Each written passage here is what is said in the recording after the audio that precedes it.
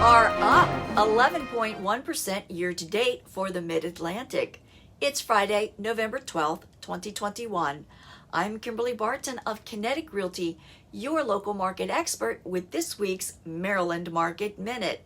Buyer home demand in the Baltimore metro area decreased marginally last month to a moderate level of buyer interest, down 1.7% over the past month. Demand was strongest for the higher-priced single-family homes and higher-priced condos. Although the condo and townhouse demand did soften in October, buyer interest in higher-priced single-family homes fell the steepest, down by 12%.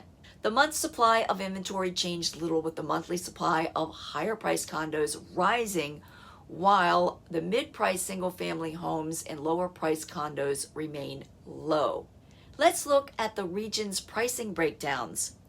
Year-to-date figures reflect that the Baltimore metro area prices are up 9.8% year-to-date to $335,000. The Maryland suburbs are up 9.7% to $435,000. The Eastern Shore is up 10.4% to $315,000.